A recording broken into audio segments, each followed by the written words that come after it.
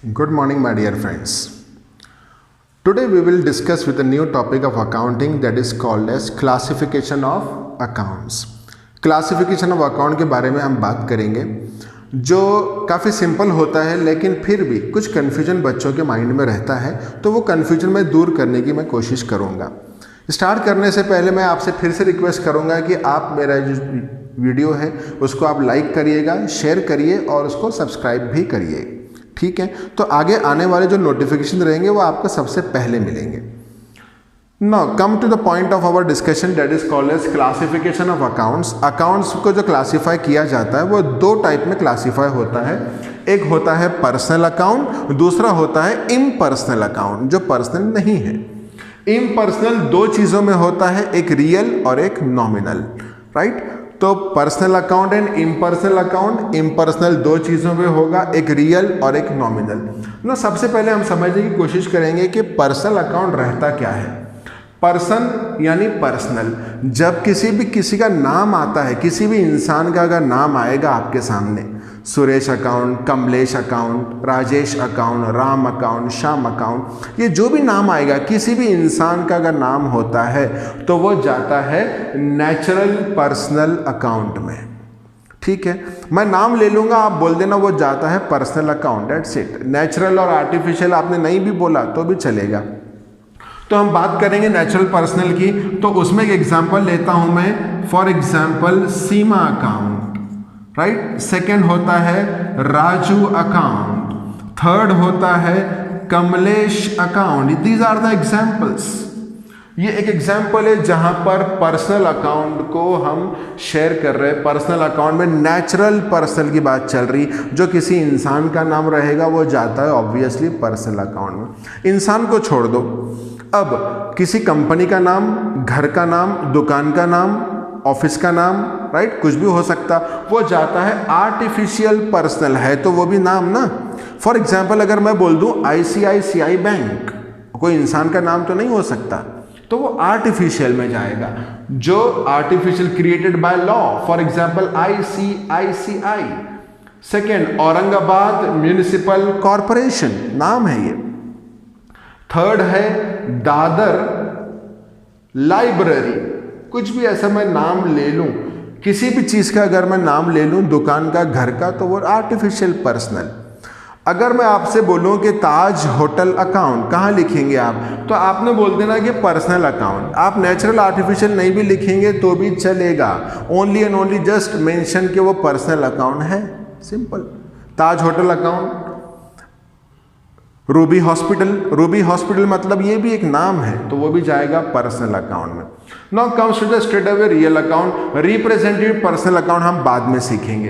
We are talking about the real. Real मतलब real estate. Real estate मतलब asset होते हैं। जितने भी असेट की बात करूंगा, असेट्स मतलब पता है आपको, प्रॉपर्टी, बिल्डिंग है, कार है, फर्नीचर है, मशीनरी है, all comes under real account. जो हम देख सकते हैं उसको बोलते हैं टेंजिबल, ठीक है। तो उसमें आएगा नंबर 1 मोटर कार अकाउंट हो सकता। Second land and building, land and building.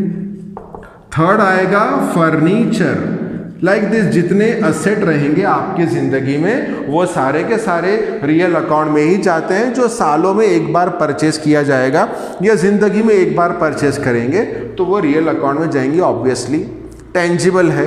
और कुछ ऐसे एसेट भी रहते हैं जो इनटेंजिबल है, जो हमको दिखाई नहीं देते, जैसे कि आपको सभी को पता होगा गुडविल। गुडविल भी एसेट है मगर वो इनटेंजिबल है। टेंजिबल हो या इनटेंजिबल हो, जाता किधर है वो, रियल अकाउंट में। और भी कुछ आइटम है, पेटेंट है।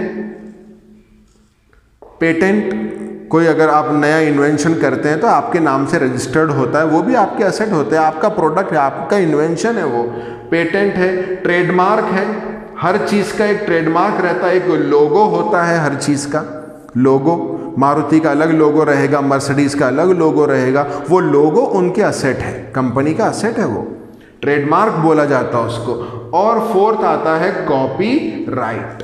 कॉपीराइट मतलब कोई बुक्स अगर मैं लिखता हूं, किसी बुक को मैंने लिख दिया है तो वो मेरा कॉपीराइट है, वो बुक कोई कॉपी नहीं कर सकता। कोई उसको प्रोड्यूस नहीं कर सकता, कोई इसका जेरोक्स नहीं कर सकता, मैंने उसे कॉपीराइट करवा कर रखा है, वो मेरी प्रॉपर्टी है। तो रियल अकाउंट में सारे असेट ही आते हैं, टेंजिबल हो या इनटेंजिबल हो।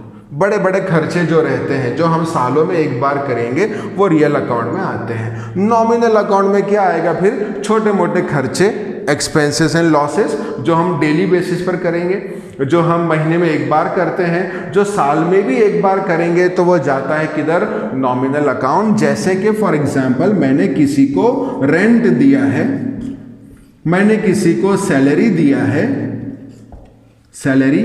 थर्ड, मैंने किसी को वेजेस दिया होगा, जो मुझे रोज देने पड़ते हैं, महीने में एक बार देना पड़ता है, वो जाता है किधर? एक्सपेंसेस में। लॉसेस में, loss on sale of furniture, कोई फर्नीचर मैंने बेचा, उसमें लॉस हो जाता है, तो वो भी नॉमिनल की कैटेगरी में ही जाएगा। इनकम में क्या आएगा फिर? इनकम में अगर मैं बात करूं तो इंटरेस्ट मिलता हमको, कभी कभी इंटरेस्ट मिलता है, डिविडेंड मिलेगा हमको, कमीशन कभी कभी हमको मिलता है, छोटे मोटी इनकम, छोटे मोटे खर्चे, ये जाता है किधर? नॉमिनल अकाउंट में। अच्छा, अगर मैं एक बात करूं, मैं अगर ये बोल दूं आपको कि रेंट मैंने पे किया है, रेंट काय में जाएगा? ऑब्वियसली वो जाएगा नॉमिनल अकाउंट में, सिंपल।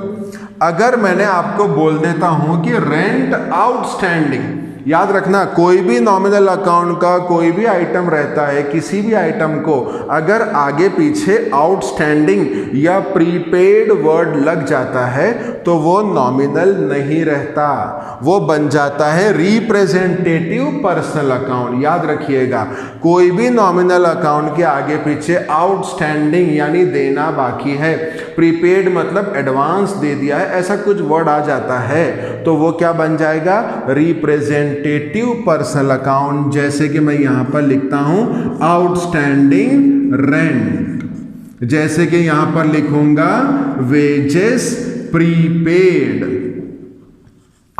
ये रिप्रेजेंटेटिव पर्सनल में चला जाएगा, राइट।